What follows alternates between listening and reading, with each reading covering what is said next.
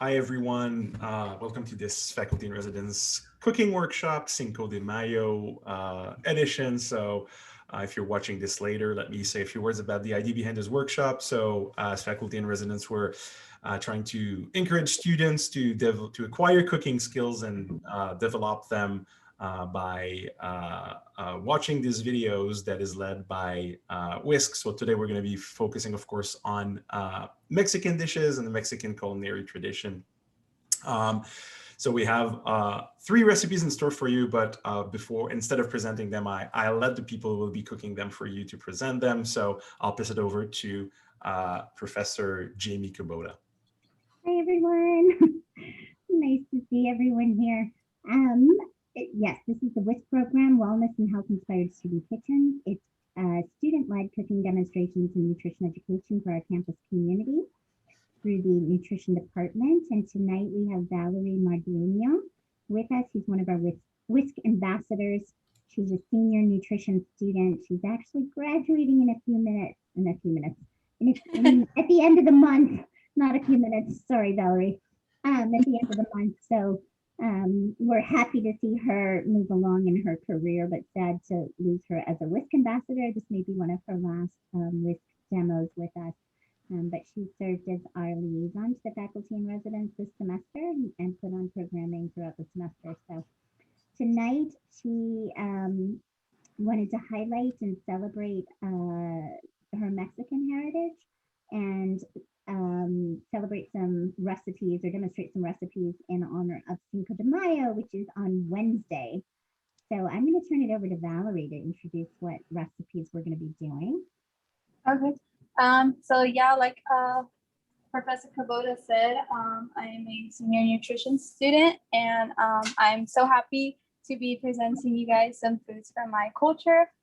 So today Professor Kubota is going to be doing the vegan ceviche, and I'm going to be doing the aguachile, which is similar to ceviche. It just doesn't have the same exact ingredients.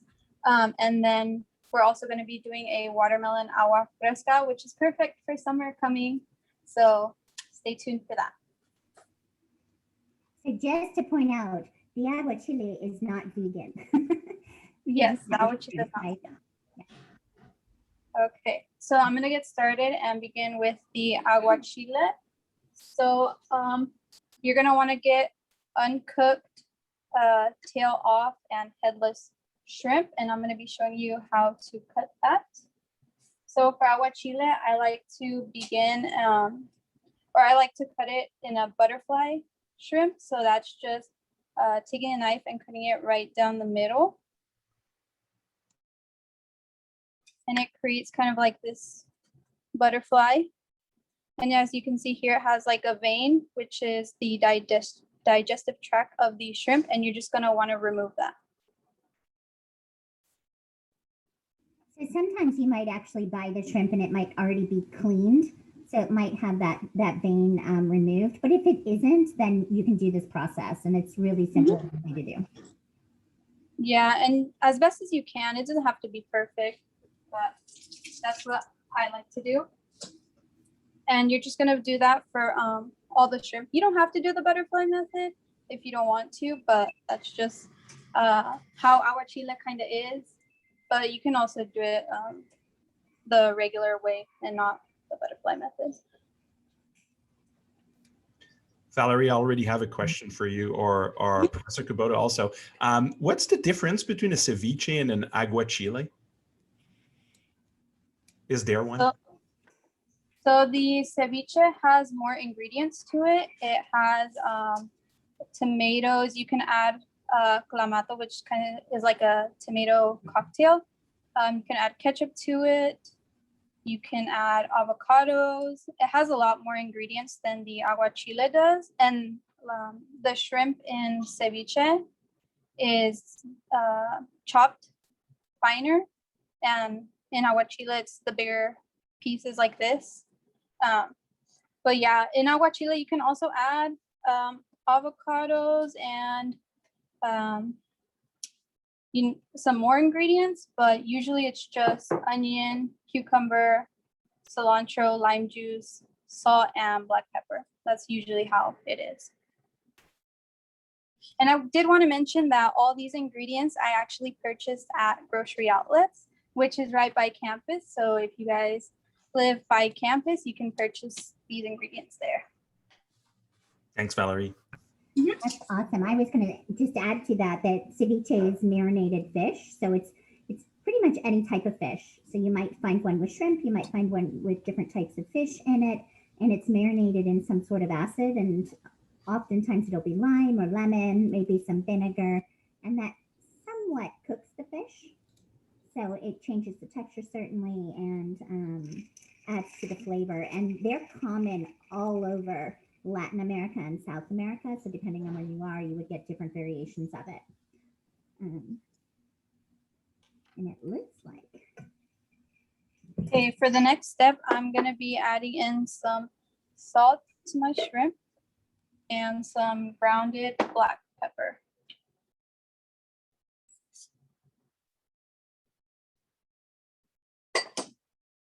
And I'm just going to let that sit for a bit.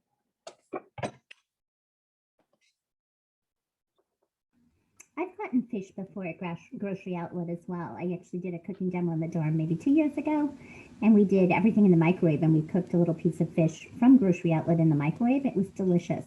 So don't shy away from it. You can get really nice things there. Yeah, we frequently shop in my household at grocery outlet just because we live on campus. The price is right for students, and it's walkable. And actually, you can find some pretty good ingredients. Yeah. You know what you're doing. Exactly. So right now I'm just kind of slicing the red onion, and usually in Aguachile you will find it in strips like this, but you can cut it in half if that's too big for your liking, but that's usually how it's found. So once those get added in with all the other ingredients and the acid, those are going to kind of pickle and soften. So it'll be almost like having a pickled onion along with your shrimp. Mm-hmm. Have you heard of the technique of holding water in your mouth while you cut onions to prevent yourself from tearing up? There's all kinds of tricks out there.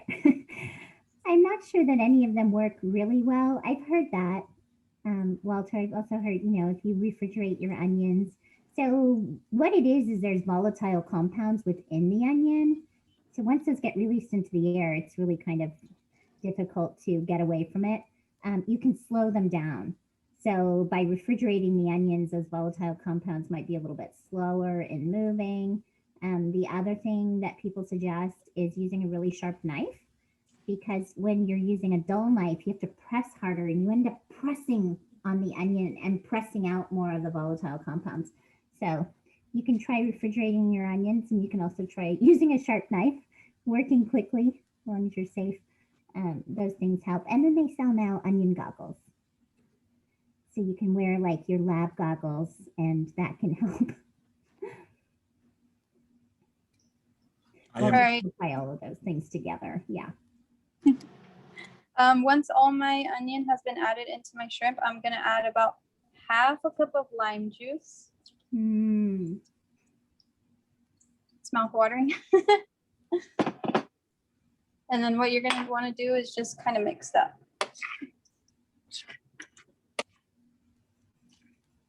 Yum.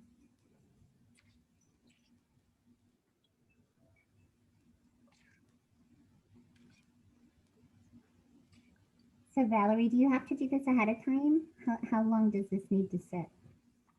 I personally let it sit until the shrimp gets a pinkish color. Mm-hmm.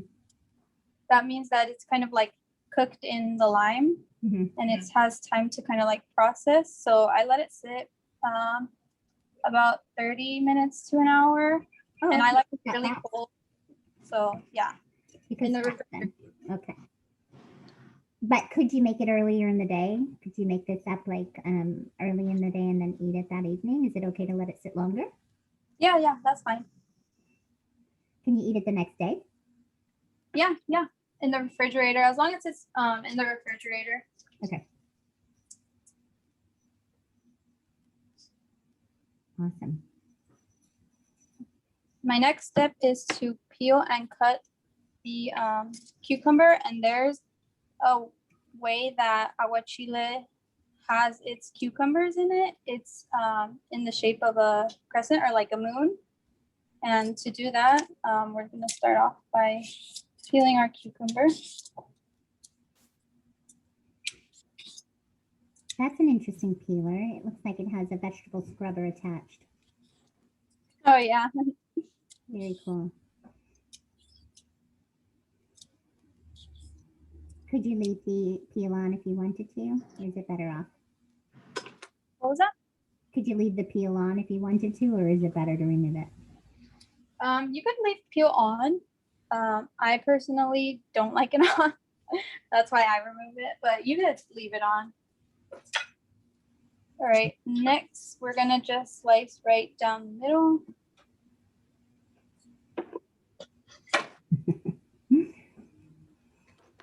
Good one, You're Walter. gonna get your spoon and you're just gonna remove the seeds. That's what I use my melon baller for. Yes, a melon baller does come in handy. Yeah, it's my favorite tool for water or cucumber seeds. Valerie, can I ask where you got the peeler / scrubber from? I honestly don't know. ¿En dónde agarramos para este? Oh. Dollar Tree. My mom says Dollar Tree. Thank you. 10 years ago. 6 weeks ago. That was $1 well spent. Yes. Yeah, we can tell this is not the first time Valerie makes an aguachile. Yes. Seafood is one of my favorites. I do have to say, my mom makes some really, really good ceviche.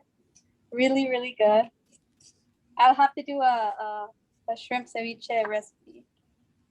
Yes. We ought to also maybe, this would be a fun type of event or series, is to bring grandmas in. We have people that are living at home right now. We could actually experience some of grandma's cooking on some of our demos here. Yes, I fully support the grandma edition cooking workshop. I think we'll be exposed to a lot of wisdom. Exactly. 100% down. All right, so now that we have removed all the seeds, as you can see, it kind of has created that like crescent shape. We're just gonna cut it into little pieces. So a lot As of you can see- moisture. It's interesting how full of water cucumbers are. But you can see it there on your cutting board. A ton of moisture in there.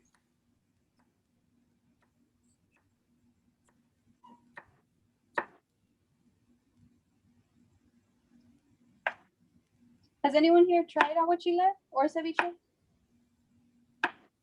I've had ceviche. I've had many ceviches. I think I had an aguachile in San Jose in a restaurant on North 13th Street. In Luna Park, there's a couple of Mexican restaurants. I've made ceviche once, but it was a long time ago, and I've never made it with shrimp, only with fish. I love the fact that there's so many veggies going in here.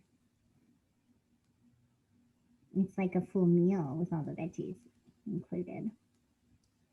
Yeah, and my favorite thing about this recipe is that it's so easy and you don't really need any equipment other than the blender, which is really nice.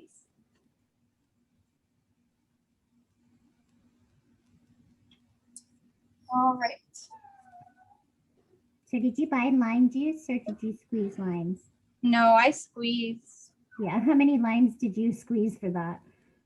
So I had purchased a bag from grocery outlets, and I want to say I used about a good 13.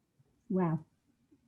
Valerie, do you have strong opinions about lime juice versus freshly squeezed limes?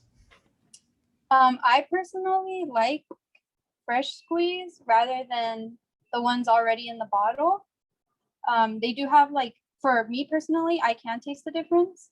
So I would prefer fresh squeezed lime juice. And I prefer lime over lemon.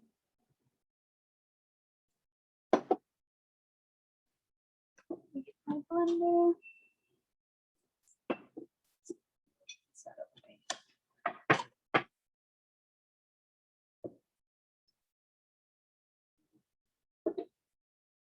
Okay, so the first thing I'm gonna add to my blender is some garlic. I toasted mine in a pan. You don't have to if you don't want to, but I did. It adds more of that flavor. Next thing I'm gonna do, again, toasted serrano chilies. I'm gonna add 5. If you want it more spicy, you can go ahead and add some more. This looks If you don't like it too spicy, then I would recommend you add less. You're adding 5. What kind of chilies are they? Serrano chili.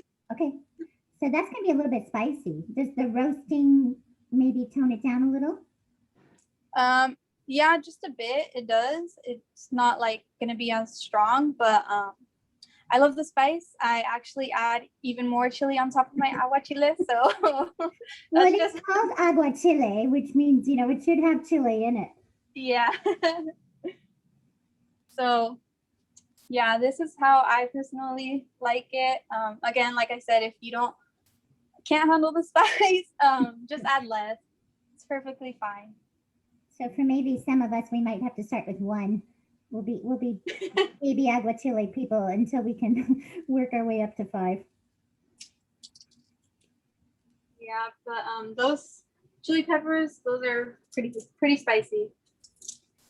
Do you ever like taste them as you get them to see is the spice level, you know, does it vary, or is it pretty consistent by type of chili? Each chili is different depending on spice. I personally don't eat them, like taste them. But these are like naturally like spicy. So these are the ones I usually go for. If you can't find serrano, is there any pepper that you would use as a replacement? So you can also use jalapeno, but it's not going to be as strong of a spice. But yeah, you can use jalapenos. And I did want to mention there's also different types of aguachiles. This one is going to be green aguachile. Okay. So there's also going to be there's also red aguachile, which uses the dried red peppers, those dried ones, and it also uses, I want to say, soy sauce. So there's variations to it. So you could experiment with it. And goes the cilantro. So Yes, what is the spiciest aguachile you've had? Like what level of flame crazy happened? For like, so I've had aguachile when I went to Mexico one time. Super spicy, super spicy. I had what, 3 glasses of water that day. That's how spicy it was. I could not handle it. My face turned red, lips were numb. Don't know how they got it that spicy, but it's very spicy. I can tell you that. I don't think I will order that again.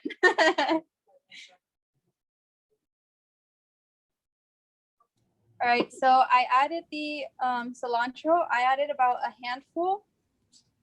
And so we have about, what is it, a cup left of lime juice, and I'm just gonna add that in.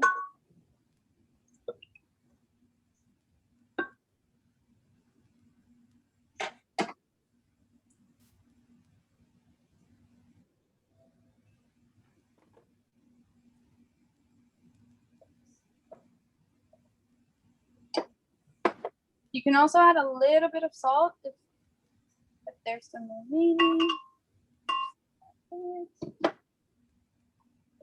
And then, where did I put the lid? Here it is.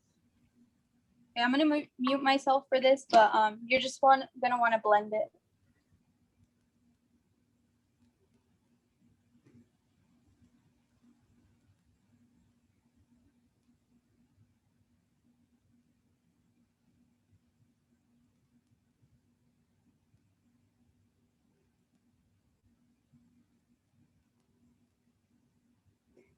think people might want to be careful.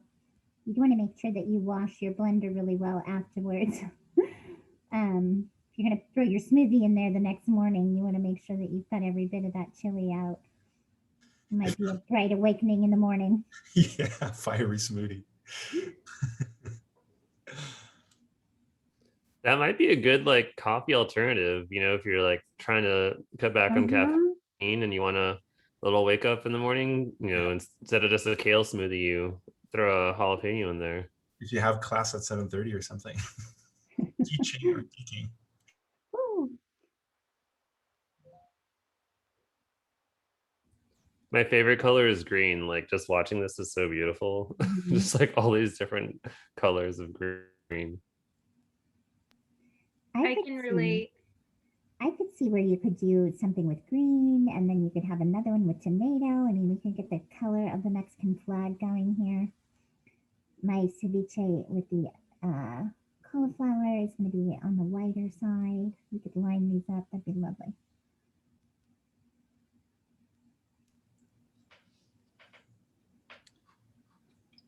All right, so I don't know if you guys can tell, but my shrimp is lightly turning pink. And that again is from it cooking in the lime juice. Let's see. Yeah. So the next step is just to add your mixture that was in the blender.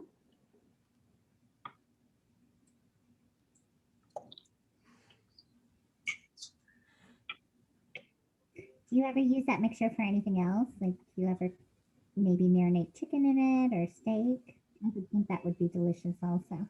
Yeah, it looks great. My blender, we have one specifically for what we're using chilies. When we make like enchiladas and stuff like that, we dedicate one blender to chilies, and then we have another one for any other stuff we want to do. Ah, there we go. I love this system. You know you're committed. You know you're committed to spicy cooking when you have an entire blender reserved. I was going to ask you, is there, in terms of food safety, is there like, do you want the shrimp to be a specific color, like lightly pink? Can you eat them if they're not? Is it a matter of preference? It's a matter of preference, but to me, like if I go to a restaurant, I would like to see this pink color just because I know it has been sitting in that lime juice and it's cooked. That's what I see like when I go to a restaurant. I don't want to see like me having gray shrimp. I want to see that pink color. Even with ceviche, you see a color change and a texture change in the fish. Yeah. And that's the thing that's cool is that aguachile and ceviche are actually cooked even if you don't use heat. Walter, Jen, is there a term for cooking without heat? A science term? So it's a type of cooking, right? So it's a non-heat form of cooking. And all cultures have different ways of doing this. So here we're using acid, other cultures preserve using salt. So we have cured meats throughout history. So this is just one form of that. I think the important thing is to make sure that you do buy your seafood fresh. So this is not something you would buy the shrimp for on Monday and, go ahead and mix up the next weekend. You want to make sure that your fish or your seafood is nice and fresh. That would be the most important thing. And then working clean. Valery's been great about that. So making sure that your station is clean and that, you're not cross-contaminating anything. It's the worst thing is to get fish juice all over your kitchen. Right. And we don't want to cross-contaminate and move bacteria from one surface to another. So being clean and careful as you go. And certainly, as Valery said, if you're going to make this ahead of time, you want to refrigerate it. So it stays. Great points. Cold. I'll just briefly add that we have a food microbiology course now. A new faculty member has been teaching it. It's Food Micro 123 for the students that watch this now or later. And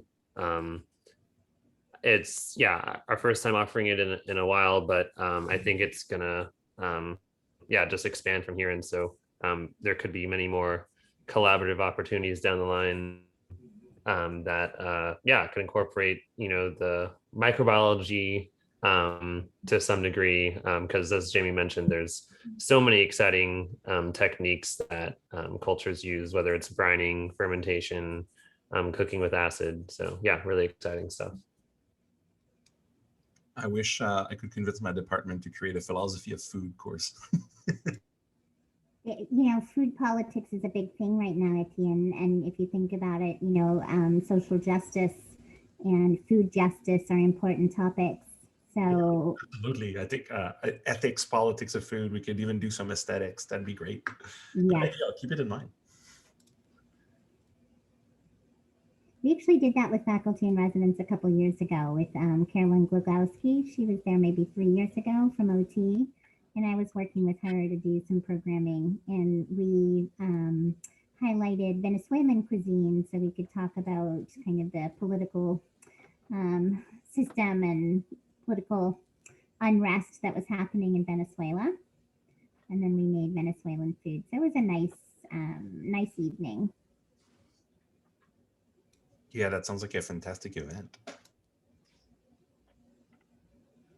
Okay, so the last thing I did is just added my cucumbers, and now I'm just gonna mix just so everything could be spread out evenly.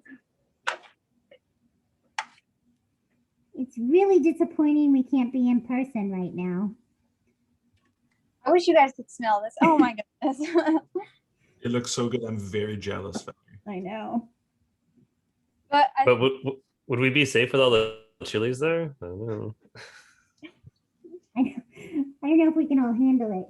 Maybe I would certainly try it.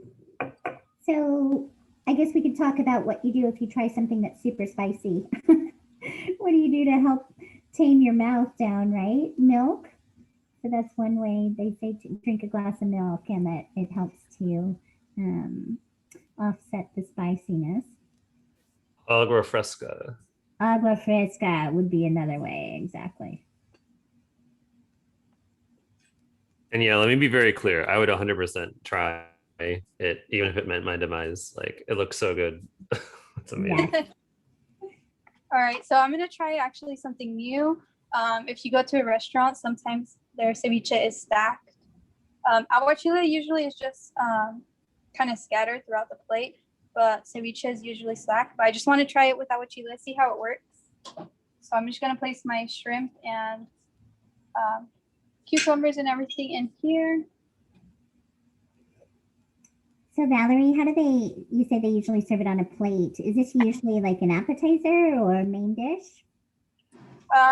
It can be either or. Mm-hmm. Usually I eat it as a main dish, but it can be used as either or. Would you serve it with chips or maybe a tostada chip? Yeah, I have some right here, ready to go. You can place it on a tostada too, but I just wanted to try this, experiment a little, see how this turns out.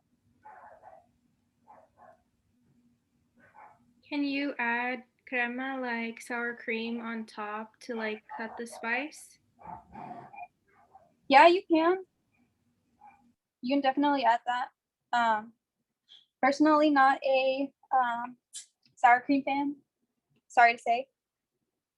But yeah, you can add it. That actually works for like presentation purposes too. All right, let's see how this, just gonna squish it down a bit.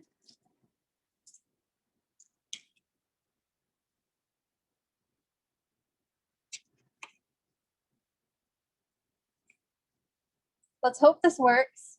Let's see.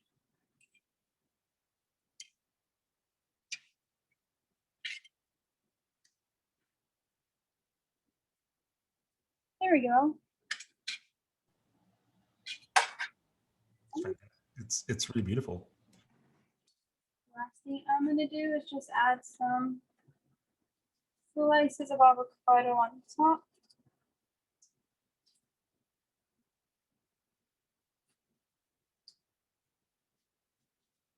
You don't have to, but just for presentation purposes. I heard avocados are required for like just about all dishes. Californian talk.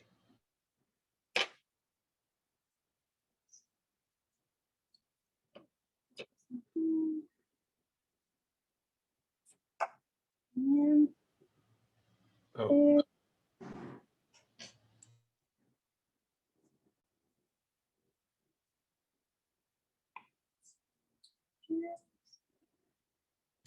you're reaching Michelin star level, Valerie, with this presentation. but that's it. That's pretty much it. That looks amazing. Really, really beautiful. Yeah, quick and easy. What is it? 30 minutes? Student friendly, not too expensive, everything bought at grocery outlet. I'm impressed. I would say that was 30 minutes, but you were talking, so it would probably be less than that, right? At home, you would probably put this together in 15 minutes. Mm-hmm. Quick and easy. Yeah, And you can see my shrimp is like already pretty much pink. Mm. And if you aren't interested in making it like Michelin star, like, you know, you cut off a little time for the presentation, like you could already be like chowing down. Oh, Oh my God, that looks delicious, Valerie. Thank you. That looks awesome. Thank you. and so you said this will be available in the dining hall starting tomorrow? What is that? Oh, I wish. I wish. I do have a feeling they'll celebrate Cinco de Mayo in the DC. I'll send a message and make sure that you're expecting it.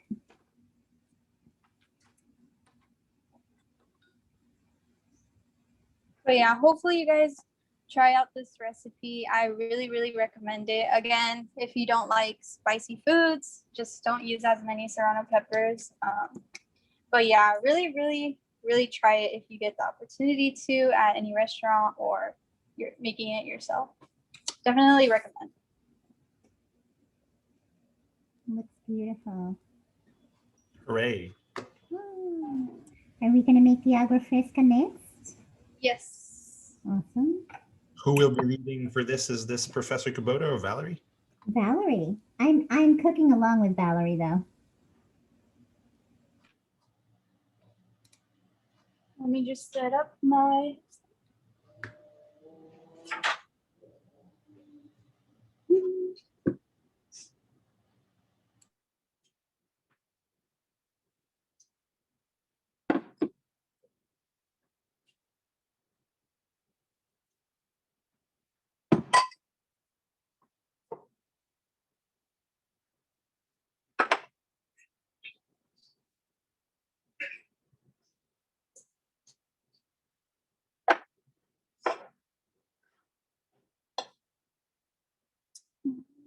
You can buy the smaller watermelons these days. I I ended up with a really big watermelon. So Valerie, I'm going to follow along. I'm going to cut it in half and then score it a bit. Yes, that just makes it easier for when it's in the blender. Okay. Yours looks redder than mine. Yours looks really pretty. I did want to mention that it all depends on how sweet your watermelon is. So if it's sweeter, you're not going to add as much sugar. And if it's not as sweet, then you would more likely add more sugar. And the same with the water. It just depends like how much you're making. So just kind of eyeball it and then see how much you used. So agua fresca is essentially like a juice made with really ripe fruit and water and a touch of sugar, right? Yes. And there are many, many, many agua frescas. Like I said, my favorite is strawberry, but there is lime, jamaica, horchata, melon, all kinds, tamarind water. You see that a lot in many restaurants. I didn't realize horchata was considered an agua fresca. I always Yeah, just thought of it as horchata. Yeah. no, it's considered an agua fresca. It's just different because it uses the milk and the cinnamon. There's not really any like fruit to it, but it's still considered an agua fresca.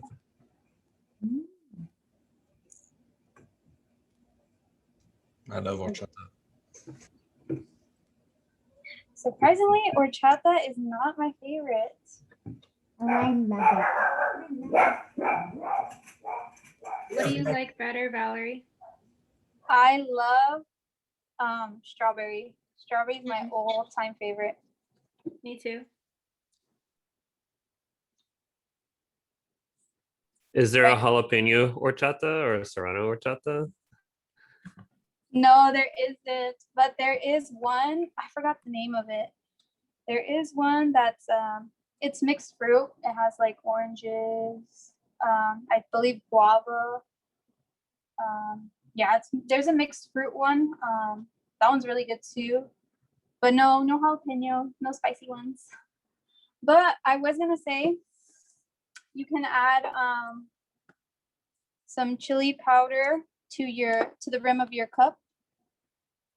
So that adds some spice to it if you'd like. You can definitely do this with just salt as well. But for today, I'm going to be using tahini. Is tahini interchangeable with chili powder? Because I was looking at that, I'm like, oh, that looks like tahini, and then he said chili powder. So I don't know.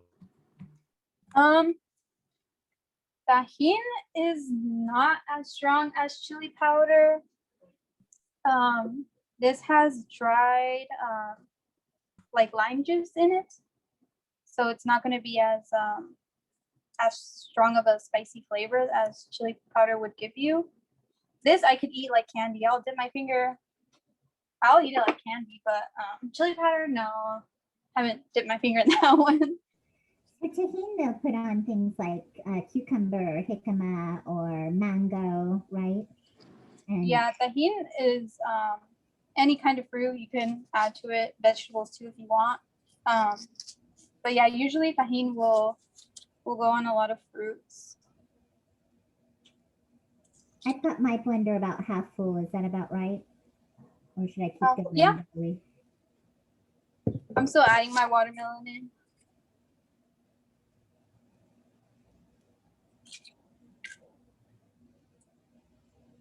I did get a seedless watermelon. I didn't want the seeds in there. Do the seeds matter? Would you strain it if you had seeds in it?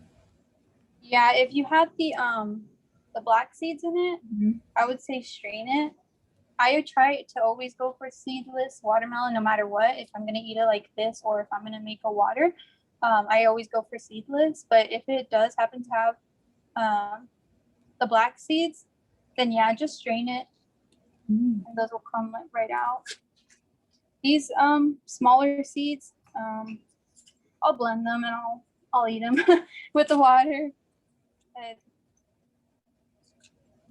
My watermelon is nice. It's not overly sweet. I have a feeling I'm going to need a little sugar.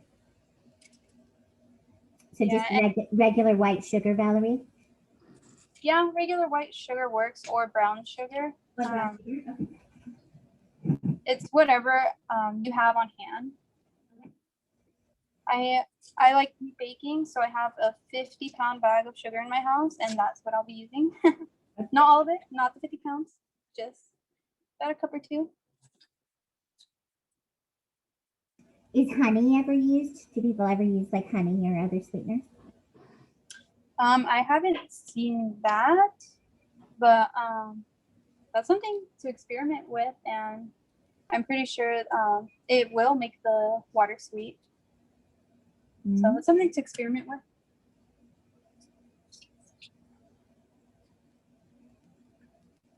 I've got some juice in here. I'm just going to pour that in my blender. Ooh, little piece.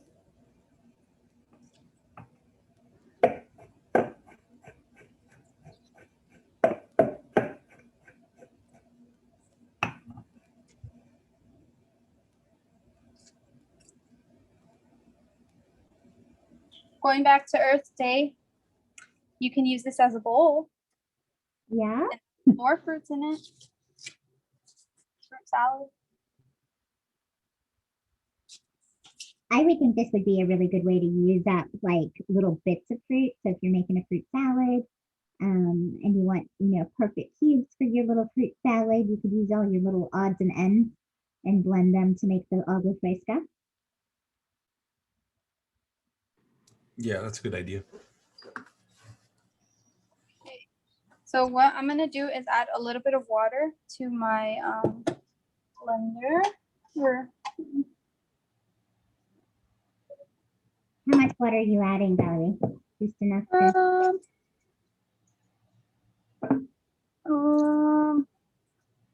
About that much, about halfway. Okay.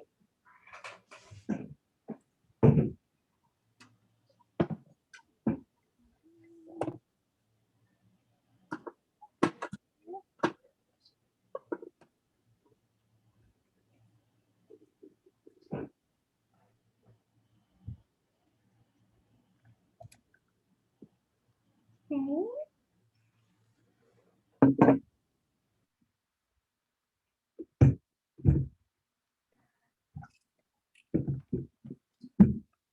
I'm going to mute myself too.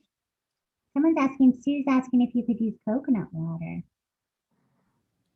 Yeah, coconut water. Yeah, you could definitely use that. That would add some flavor to it. Yeah. I would That say sounds good. depending on what flavor you're making, if you're making mango or water or pineapple, that would be delicious, actually. That sounds really good. That's definitely something I have to try now. All right, again, I'm gonna put myself on mute really quick so I can just blend this up.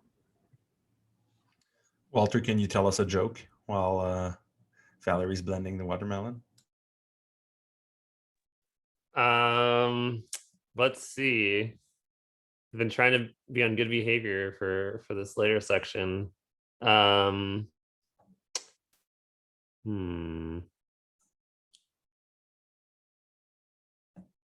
You're making me laugh already, so I guess you win. I have a joke, but it's so bad I really don't want to say it.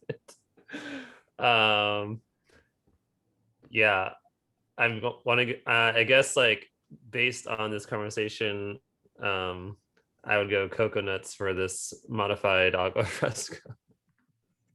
Really low bar right now. That's like I'll think of something better.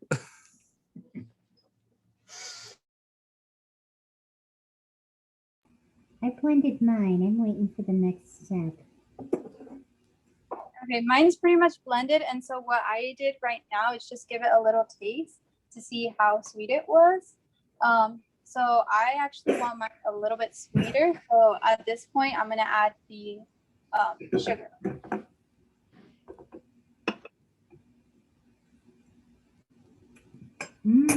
Okay. I'm gonna add a little sugar. And I don't know if this is traditional or not, Valery. Would you ever add any lime? It's something, yeah, you can add lime. Usually with agua frescas, it's just whatever fruit you have. So water and watermelon, strawberries and water, Okay. melon and water. Okay. Because there's already a lime agua fresca, and that's just water and lime.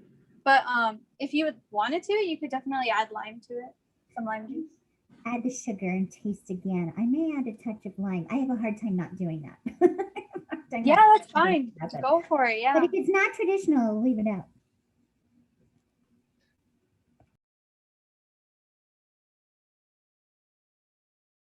If you add a touch of lime, then you could say your drink is in the lime light.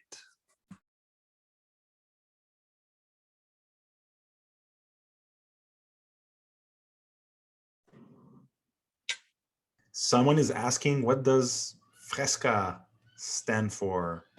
I think it means Fresca means fresh. fresh water, right? Fresh water. So again, I put some water on the back of my hand to taste it. I like the flavor now, but again, if you're doing your agua fresca at home, it all just depends on how sweet you want it, how sweet the watermelon is. Professor Kubota is adding a little bit of lime juice, you can definitely do that. But mine, I think it's fine now. I added about, I want to say half a cup of sugar to my blender. I think I added about a third of a cup of sugar, and mine's pretty sweet. So I'm gonna leave it. And I did not add the lime. I'm going. Oh, okay. traditional. Okay. So I personally am gonna add some tahini to my cup. So the first thing I'm gonna do is get some lime juice right here on this plate. Swirl it around a little. Then I'm gonna add it into the tahini. Swirl it around.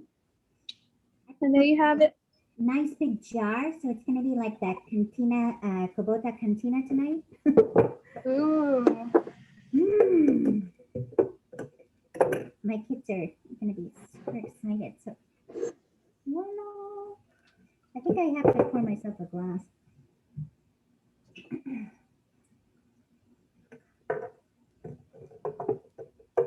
Yum. I might just have to do the rest of this watermelon later.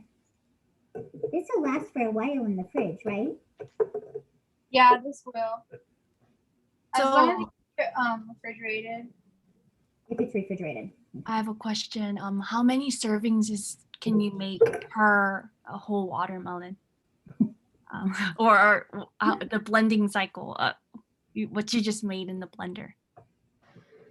So I can tell you, let's see, this was about 40 ounces. I did, this was half of the watermelon, and I scooped out more than half of that. So I blended that with a little bit of water. I got about 40 ounces. So I think I could get like a good gallon, at least a gallon of Agua Fresca from my one watermelon. But it was a large watermelon. I had a big watermelon here.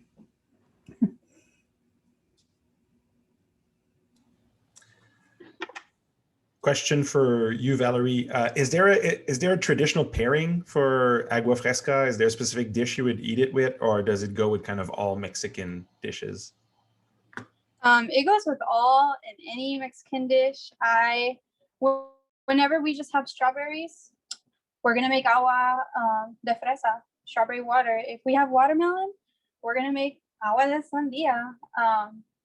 When you have an extra watermelon, some extra strawberries, melon, limes, we could just turn it into a juice, and that's what we do: breakfast, lunch, or dinner. Any time of the day, I'll drink agua fresca. I was gonna say it's hard to go to a Mexican restaurant, any taqueria, any Mexican restaurant without a variety of agua frescas being available, right? It's kind of a traditional drink with a dinner. It sounds like you make it at home, but you also have it when you're out. I would argue it's probably, we did put sugar in it, but it's a better choice than soda because you're getting the fresh fruit along with your water. And as a person who's over 21, I think this would be delicious with a splash of vodka or a splash of tequila, almost a margarita. Obviously not a margarita, but that could be a nice little addition if you're over 21. It's delicious. Yum. Well, Valerie, should I move on to the vegan ceviche? Ooh, look at that. So she's got a nice little watermelon slice and the tahini on her glass. Did you show how you rimmed the glass? So you rubbed it with a little bit of lime and then dipped it in the tahini? Yeah, I just dipped it in the lime first, and then in some tahini and swirled it around just for a few seconds. Nothing crazy, just for a few seconds. And then after that is when I added the watermelon water, and then just a little slice of a piece of watermelon. Yum. And that's it. Well, cheers, Valerie. Cheers. Everybody else try it at home. It's delicious. It's really, really delicious. Okay. Well, Thank you, Valerie. I was gonna also demo a quick vegan ceviche for anybody who wants to try a vegetarian version. And this recipe was created by one of our former ambassadors. It was Alejandra Rodriguez, who graduated last semester, but she created this recipe and it uses cauliflower as kind of the main component. So to kind of represent the fish, we have cauliflower. And in the interest of time, I went ahead and cooked that earlier, but I'm going to show you what I did. So all you're doing is blanching it. I took my cauliflower head, and the recipe calls for half of a cauliflower head. So I took half of my cauliflower and I just cut it in half like that. And then I usually just core it. So I just run my knife around the core here and pull the core out. And then I can pull that off like that. So then I'm left with my half of a head of cauliflower. And what I did is I dropped this into boiling water for 5 minutes. After 5 minutes, I pulled it out, put it in a bowl with a little ice to stop that cooking process and to cool it down. And that's been sitting and waiting for me. And now we'll put that ceviche together. So I'm saving these. I have a tortoise and my tortoise loves cauliflower leaves. She's so funny. She's so funny. Okay. So I have my cauliflower here. So this was blanched. So it softened it up a little bit, right? But it still has a little bit of texture to it. So it was about 5 minutes. And I'm just going to chop this into little pieces. And it chops really, really easily. You could break it apart even with your hands. It's that, it's cooked enough to do that. And what I'm doing is just chopping it pretty finely so that it kind of represents little pieces of, and I think I'm just going to use my hands actually. Some of these bigger pieces, I might chop the stem so that it kind of looks like fish would look in a ceviche. I think it's Walter. Walter, your partner is vegetarian, right? That is correct. Yeah, I'm taking detailed notes on this vegetarian ceviche because she's worked on a vegan paella. She has like several different vegetarian and vegan dishes that have become crowd favorites. So I'm really excited to see how this comes out. And we'll probably just watch this entire episode together again. So one of the views on the YouTube channel will be the two of us checking it out together. Awesome. Share it. It's a good idea to use the cauliflower because it kind of looks like, the same color as a fish. It does. I think once we get this all put together, cutting it small like this, kind of, I don't know that you'll be able, if you're looking really closely, you'd be able to tell it's cauliflower, but with all the other ingredients, it's going to hide it pretty well. This goes along with my own personal philosophy. I'm not vegan or vegetarian. My husband is vegan, but I do advocate for eating less meat. So getting people to try to eat vegetarian more often, and certainly getting people to eat more fruits and vegetables. So this is one of those things that goes along with that. You could eat this alongside some of the aguachile. Get a little of both, right? Yeah. Would you consider it more of a main or more of an appetizer? So I think you could do both, just like Valerie said. I actually bought some tostada chips as well. So I went down to our Mexican market and I bought some tostada chips because I was going to pile this on top of a tostada for my husband with some cabbage on top. And that's going to be his dinner. And then I was going to make just some black beans. And so the kids could have a black bean tostada and some of this on the side. I could do both. And I'm hoping there's going to be a little left over, and I'm going to save a little bit for Wednesday. And we'll enjoy it again. We'll see if my husband tends to, if I make something like this, he goes all in. Earlier today, I made with my class, I made quinoa salads and I made a big batch of a vegan quinoa salad and then one that was non-vegan. And my husband walked in and he said, "Oh, is there anything I can eat?" I said, "Well, this one's vegan."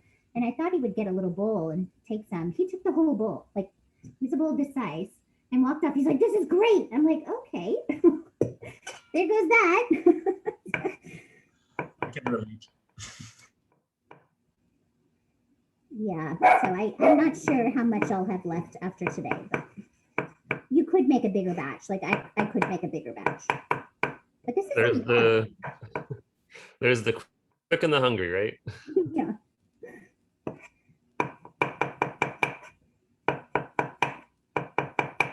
Although I actually never understood that saying for a very long time because I just assumed that if you're hungry, you would be quick to get the food. But it's like the quick people got food and ate it, and the hungry people didn't. Speaking of quick, I'm impressed by your chopping skills here. I think that it would take me a little bit more time to prepare this dish. So I did go to culinary school and I've been working professionally for a while. So yes, I am pretty fast with a knife. That's interesting. Where did you go to cooking school? So I went to, I got my undergrad in accounting and then I went straight to culinary school. I actually came out here. I went to the California Culinary Academy, which was in San Francisco. And I went through the Culinary Academy and then I worked actually as a pastry chef, but specializing in healthy cooking. And so teaching is kind of the second career. it is. I went back to school to get my master's in nutrition and I started teaching while I was getting my master's and then ended up teaching. So I've now been teaching for the last 13 years. But I still cook on the side some. And I still obviously cook at home and I teach cooking related classes. So I'm lucky to be able to do that. Here's my cauliflower. Now, the other things that go in here is I'm going to be adding some Roma tomatoes. So I've got Roma tomatoes here. Romas are the kind of the oval shaped tomatoes as opposed to the round tomatoes. You could use any tomato, but I think Romas are pretty commonly used in Mexican cooking. They're usually a little less expensive too, so that's nice. And all I'm going to do is I sliced them. Now I'm going to slice through them in the other direction and just dice them and add them in. So this gets the Roma tomatoes. It gets some cucumber, just like the Aguachile. It gets avocado. Yay, Walter, we're putting in some avocado. And red onion, a little bit of cilantro, and then there's a secret ingredient in this, which I think gives it that umami. Anybody want to take a guess what the secret ingredient is? Giving it some umami. Question. What is umami that would go well in a So umami is that that sense that we have now. It used to be that we recognized, salt, sweet, bitter, sour. We also now recognize that people can sense umami, which is a savoriness, right? And so there's some seaweed in here, and the seaweed is going to give it a little bit of umami, I think. Oh yeah, that's a good idea. I hadn't heard that. So when you're cooking vegan and you want to kind of replace that, meatiness, because we're replacing the fish here. I think that seaweed gives it a nice little flavor of the sea, first of all, and a little bit of umami to it as well. And it's a common ingredient in Japanese cooking, right? I mean, you make broth with it. And Yep. It's a really nice flavor. I really like it. Yeah, I do too. I love it. So here's my second tomato. Is there a specific benefit to how you're slicing the tomato? Because I see it as very sort of strategic. I've always struggled with tomato cutting because I feel like the filling can just out if you don't cut it right. So we can talk about that. Number one, with tomatoes are slippery and the skin can be difficult to cut. So good questions, Walter. So if you've got a knife and your knife isn't that sharp, this is where you can cheat and use a serrated knife. And then you have less problems with slipping. right? So if you don't have a sharp knife, try your serrated knife when you're slicing tomatoes. That can be very helpful. The other thing is that you always want to try to get a flat surface. So the first thing I'm going to do with this round oval shaped tomato is cut off a little slice so that I've got a flat surface that I can lay it down on. So it's not rolling around so much on me. So I would slice up a little slice like that, right? And I've got a nice sharp knife. Otherwise, I'm going to grab that serrated knife and do it. And then I'm going to lay it down. And it's not rolling around as much on me, and it's going to be easier. So I wanted to dice this. So what I did is I cut it then into slices about 1/4 of an inch thick, because that's about how big I wanted my dice. But it's not moving around so much on me because I've got that flat surface, right? And then you want to be really careful. You want to be especially careful. So don't go faster than you can do this safely. And you want to try to position your hand so that your fingers are tucked back and behind. We call this the claw.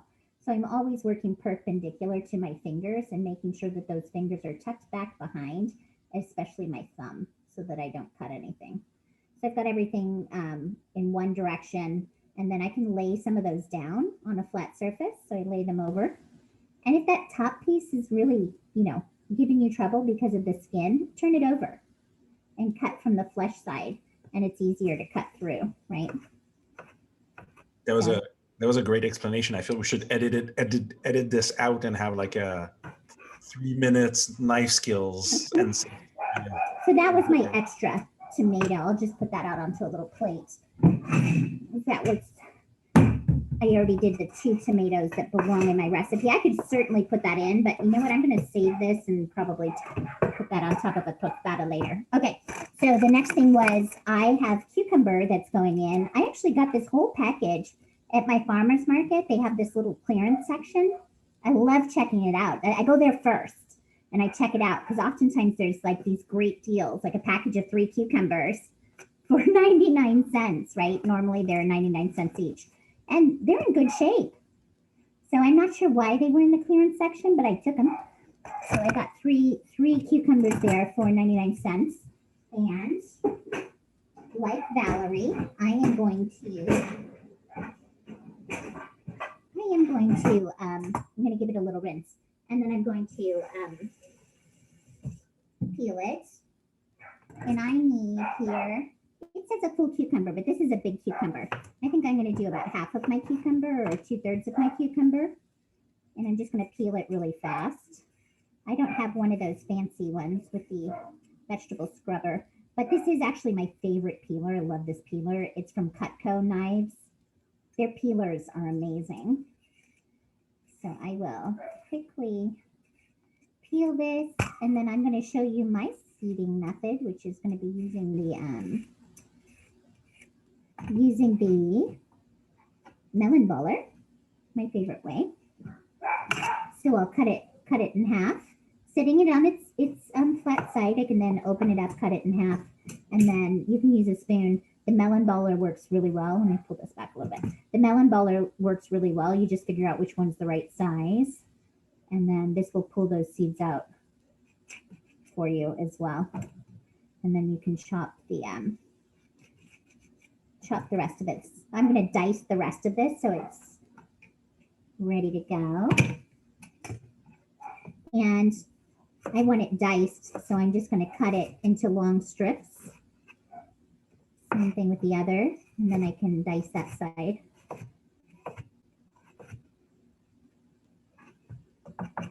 And then you just pull them all back together. And again, try to keep your fingers tucked back behind.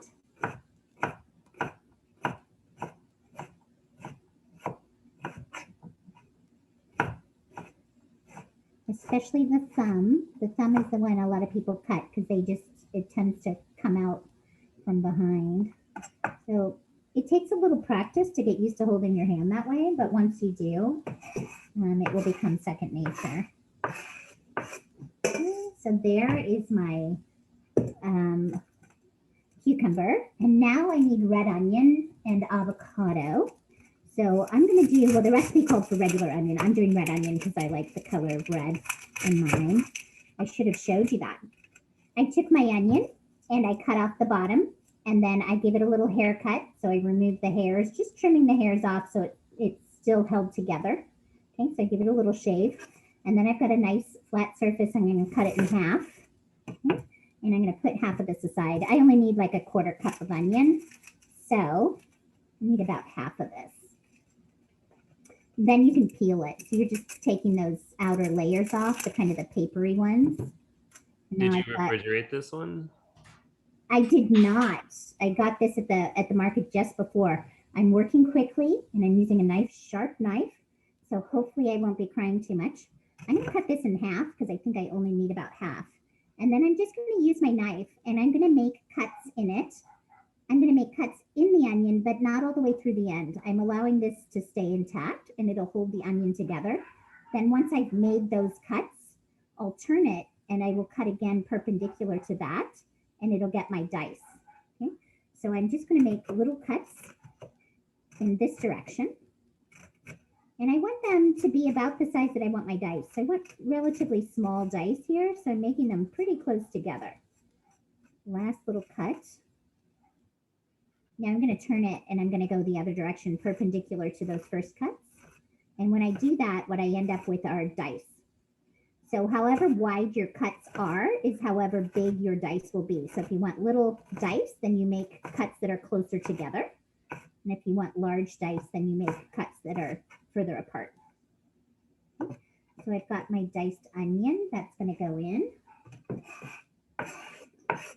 Now, I need my, this is going to be a big batch. I've got a big bowl here, a big batch of ceviche here. Avocado. So I'm going to dice an avocado. So avocados, easy way to do this is with your knife. I'm going to run my knife around the avocado all the way to the seed and then just turn it. And I'm running my knife so that it hits that seed until I've gone all the way around. And then I can twist the two sides apart. And I've got 2 pieces of avocado. One has the seed in it. I'm going to remove that seed using my knife. So I'm just going to hit the pit with the base of my knife here so that it gets stuck into the seed. Okay, so now it's stuck into the seed and I can very carefully twist it and it will come apart. And then I use my fingers, my first finger and my thumb to just very gently push it off the base of my knife. This is also a great tip. Like I always use a spoon. Now I will to use. This is turning out to be a really You have to be careful. You don't want to do this blindly. You don't want to look away. And you certainly want to be careful doing it, right? So what you're trying to do is you're trying to get the base of your knife and a nice good chef's knife into that pit. And so you give it a good knock, okay? And then once it sticks, you should be able to twist it and pull it right out, okay? So you got to be careful, but you can do it. Now you can do 2 different things with this avocado. I could just take a big spoon and I'll do one way and I'll do one the other way. So you can take a big spoon, and this is probably what you do at the end, right? You take a big spoon and then you can just loosen it, yep, from the skin and pull that out. And I can put that on my cutting board and I can dice it. That's one way to do it. Works really well.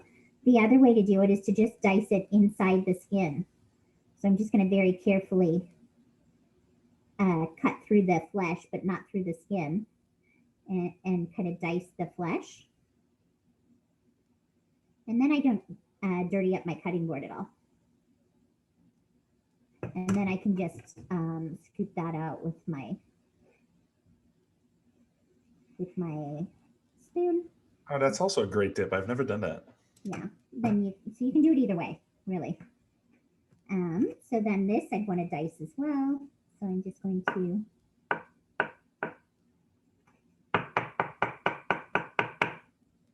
I've actually made guacamole directly in the skins before. So I just do that crosshatch, squeeze a little lime over it. Then I take a fork and just kind of work it in, a little salt, and you've got guacamole, right? So you don't even have to have a bowl. You can do it like that. This is looking delicious already. Oh my God. But I'm not finished. Okay. So now I need my limes, cilantro, seaweed. So there's the seaweed. I bought just a little snack pack of seaweed. And I'm going to just quickly break this up as well. So it comes already in little sheets. I'm just going to take it and dice it.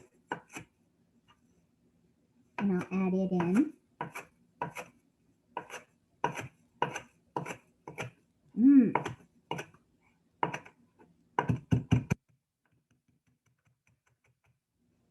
This is going in. My bowl is just getting bigger and bigger. And cilantro. So I need about a quarter bunch of cilantro. And I love cilantro, so I'm not leaving it out. If you are a hater of cilantro, leave it out, not a problem. But it does have a unique flavor to it, and some people really don't like it. So I'm just running my knife through it to coarsely chop it. So there's a rumor that I've heard many times that for some people, cilantro tastes really different. Is there any truth to this? For some people, it tastes soapy. So for some people, they just can't handle the taste of it. They're what we call super tasters. And for them, the same thing with broccoli. Broccoli is really, really bitter. And so naturally, they are that way. So if a kid really hates broccoli, it's possible that they're a super taster, right? So there are some people that just really can't stand it. And that's okay. It's hard for them to go out to a Mexican restaurant because I think it's included in so many dishes that it's really hard to get away from. But if you're cooking at home, you can certainly leave it out. I really love it, cilantro. Me too. It's one of my favorites, and luckily everybody in my family likes it. So we cook with it often. So there's all the ingredients. And now I need the lime juice. So this gets lime juice, salt, pepper, a little oregano, and then we're good. So I'm going to get my limes ready. It says the juice of 3 limes. My limes are kind of small, so I'm going to do the 3 limes and then I'm going to taste it. I have a feeling I might need to do a 4th one, but we'll see. And I have a special juicer that I was using earlier, so I'll pull it out. This is my favorite citrus juicer. So if you don't have one, you can certainly just do this by hand, right? So I could just squeeze these by hand. Something that makes it a little bit easier is if you roll these along your cutting board or the counter. That kind of helps to break up the membranes inside of your limes and you'll get more juice out of them. Another trick, if you don't have a juicer, is to take a fork and put it in and to juice. So twist the lime or whatever citrus you're using against the fork, and that helps to get out a little bit of extra juice as well. So those are good tricks. If you have it, you can use one of these presses. So then you just put the cut side down and you press. These work amazingly well. So I love this for any sort of citrus. You cut up the rest of my limes. Valerie, I don't know what you used. Did you have a citrus juicer at home? Lemon squeezer. You did that all by hand? Wow. So that's a lot of lime juice by hand. But did you see how much lime juice I got out of that? So I love this press. It's amazing. They actually sell different versions of this. This was from Sur La Table. They have a smaller green one that's specifically for limes, but I just got one. You don't need more than one, right? You can use this for limes as well. And I know at some of like the Mexican markets, they sell a version of this that's all like stainless steel as well. So if you do a lot of this kind of cooking, these are amazing. I've seen at Cardenas Mexican limes. So is there a big difference between regular limes and Mexican limes? They were kind of smaller. So there are different varieties of citrus out there. I've never specifically seen the Mexican ones, but they sell key limes as well. And most people have heard of key limes. They're really itty bitty, very little juice in them, but they use them for key lime pie and things like that. So it's all just a matter of how much juice you need, right? If you're using those little ones, you're going to be juicing a lot of limes. So there we go with my lime juice. That was 3.5 limes. It called for a little bit of oregano, and I actually have whole oregano here. So somehow I ended up with whole rather than usually I get crushed. So I'm just going to break that up with my hands. I'm going to put a little bit of oregano, and that's a very common seasoning in Mexican food is cumin, chilies, oregano. So you'll see that often. I'm going to do a little bit of pepper.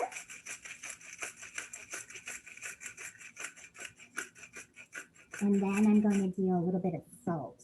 Grab my salt. And there's no other seasoning in here, so it's going to look like a lot. I'm using kosher salt, which is lower in sodium.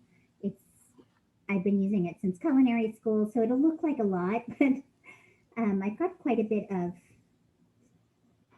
cauliflower here as well, or veggies that aren't seasoned yet. So I didn't know that kosher salt was lower in sodium. Do you use it because it gives you kind of more control over the saltiness level? both reasons. So it's kind of the preferred salt in commercial kitchens, kosher salt. We all used it in culinary school, so everybody kind of got used to it. But I'm also, since studying nutrition, worried about sodium. It turns out that kosher salt, many kosher salts, because they're larger grained, less of it fits in the teaspoon. So that's one thing. But even within kosher salts, there's varying levels of sodium. And the one that I like is the lowest sodium. So the diamond crystal one here, this one, this brand of kosher salt, it's 280 milligrams per quarter teaspoon. And a traditional table salt is 560. So it's about half of the sodium level of a traditional salt, table salt. So in that way, you can reduce your sodium a little bit.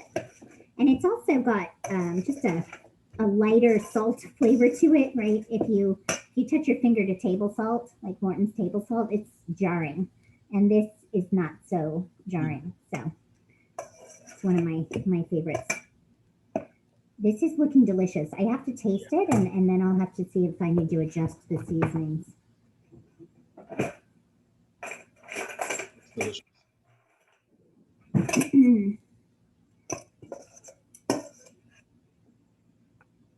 I don't know. Valerie's now got me inspired to try a little plating here.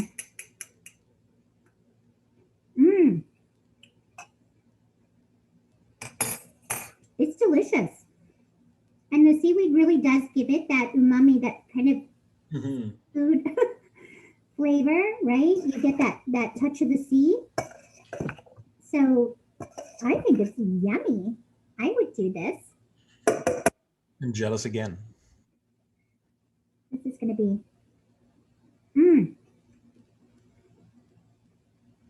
So I could see where this could actually sit and marinate, but it's delicious now. We're going to have it for dinner, but it would be even better tomorrow after it's marinated a bit. Has the cauliflower turned pink yet? No, I think it's likely going to stay white, unfortunately.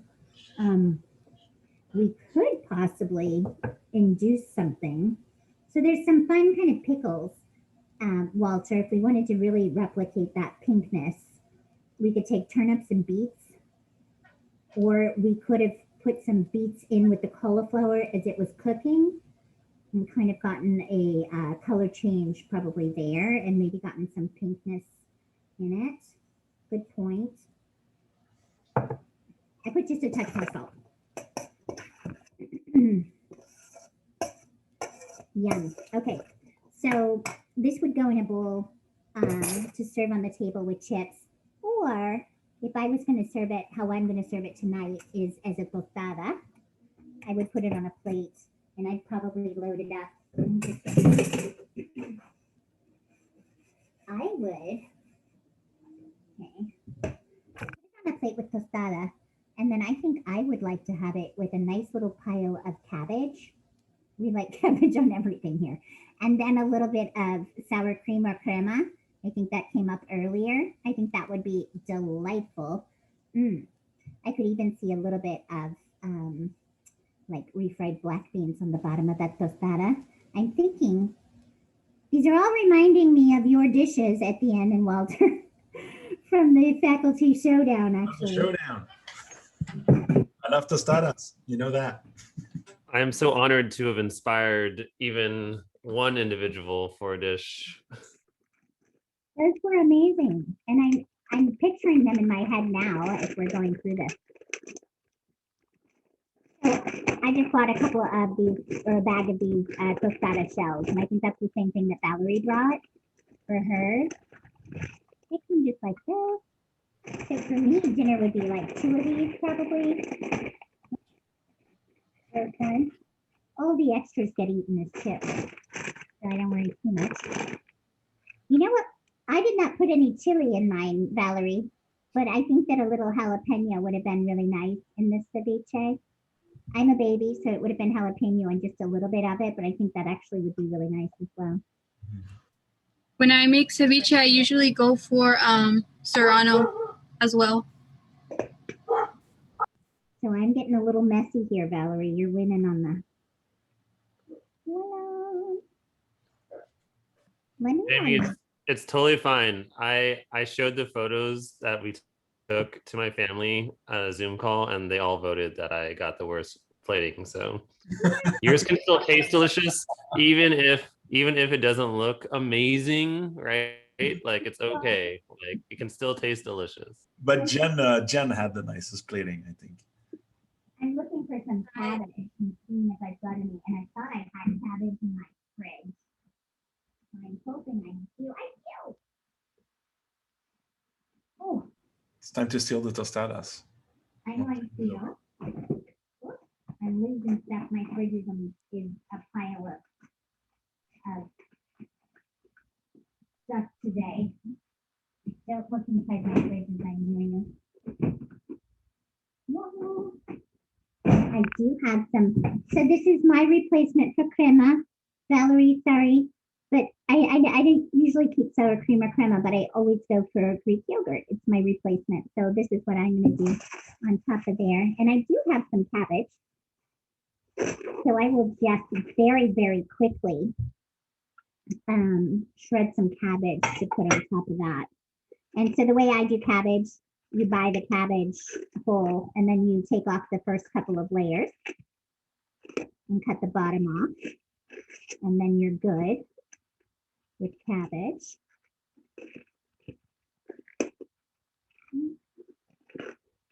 But I'll just cut off a little piece of this and shred it, and then we'll be ready to add that to our tostada.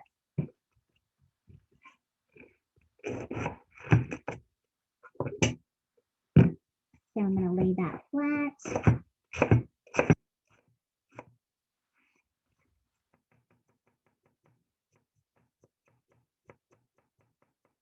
Yum.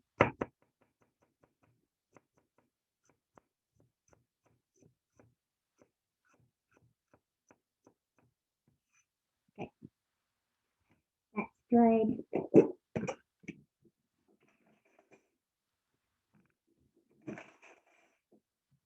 And the yogurt, this is Greek yogurt, so it's thicker. You want it to be more crema-like, because the crema is nice to be drizzled over the top, right? You could put just a dollop of this, but I could splash this with a little milk or to thin it out, and then I could drizzle it more easily. I think I'll do that because I'm at the end of my yogurt container anyway. So I'm just going to add a little bit of milk in and see if I can't thin that out so I get more of a crema consistency.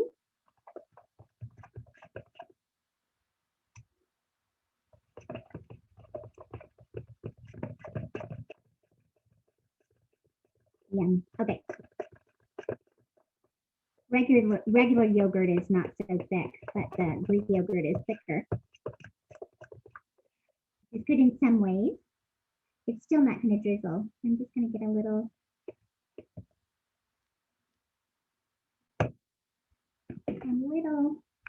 dollop of my crema or yogurt and a little bit of cabbage on top.